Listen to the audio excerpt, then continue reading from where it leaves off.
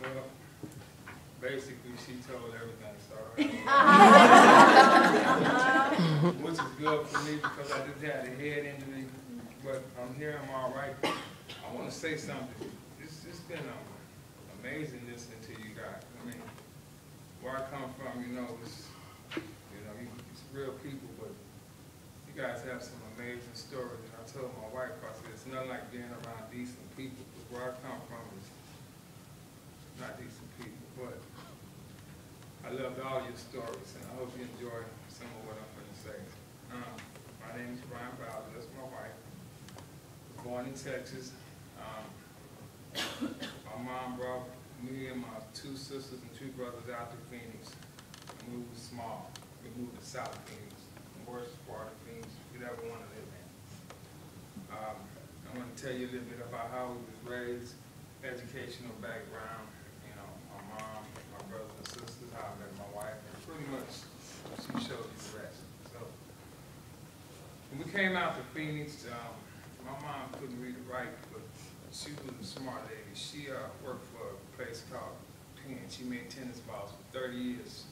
Never missed a day of work. My wife was amazing at that. She was only sick one day, but she never missed a day of work. She retired. But she raised us, by herself. We all had different dads. My oldest brother and sister had the same dad. I had a different dad. My little brother had a different dad. My little sister had a different dad. One of those type of things. But living in South Phoenix, I was determined to get out of there. I used to wake up and go to school every morning. I went to Martin Luther King and Percy L. Julian in grade school. But I went to East High, not South Mountain.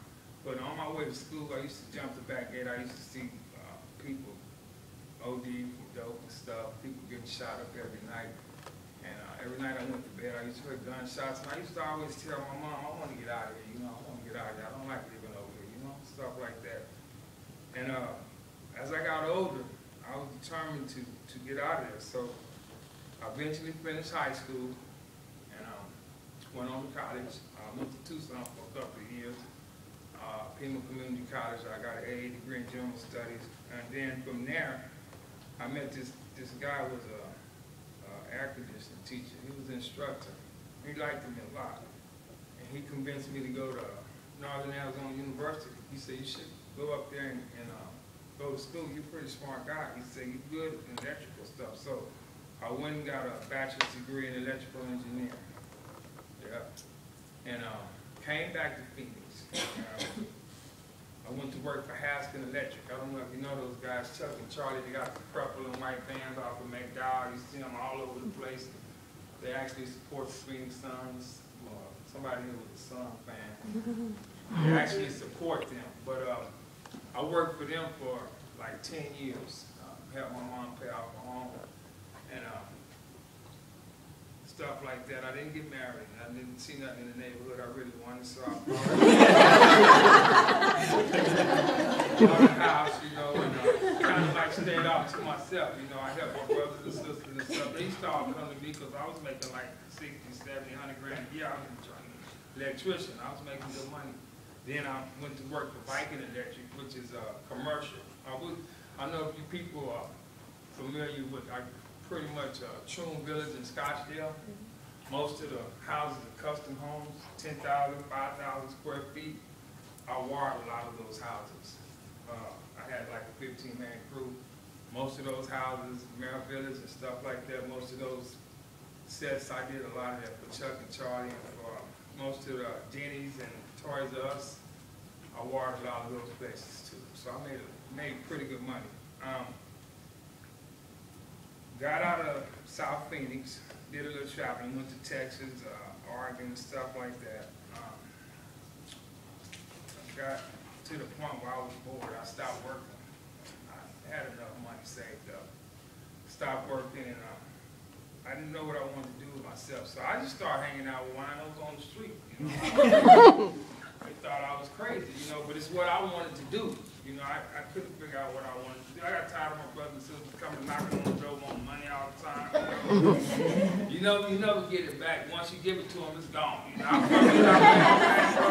got you, and all that. Okay, man. And after a while, You know, so I got tired of it. So I just quit working. You know, I told him, look, I don't got no more money. I sold my house. You know, I sold my house. I bought a truck, and I just started riding around, hanging out with winos. And I'm gonna tell you something. I met some of the smartest people in the world sitting out on the street. You'd be surprised at the people standing out on the street what they've been through.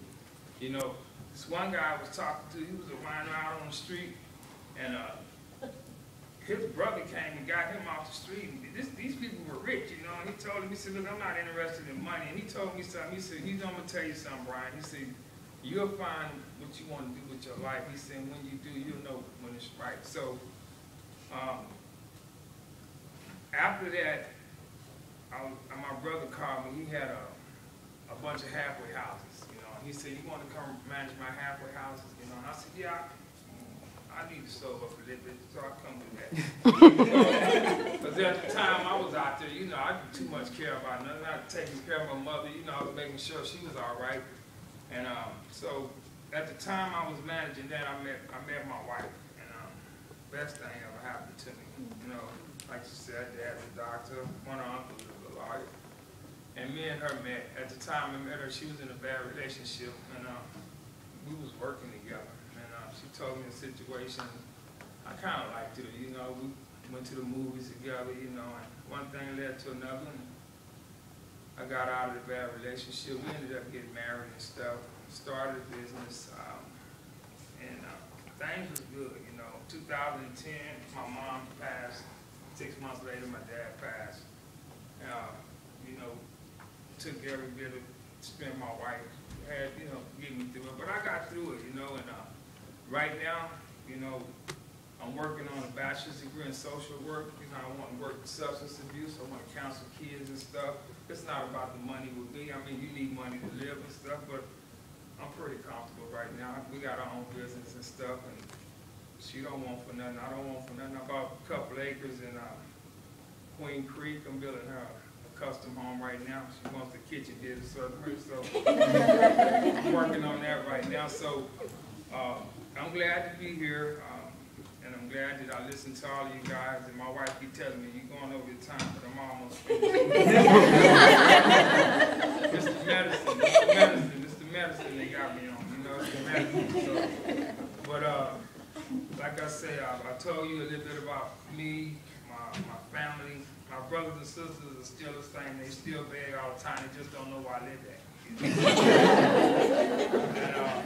like my wife said, we go to Tucson every 2 weeks to visit our daughter and my grandkids, and pretty much off into my grandkids and stuff right now.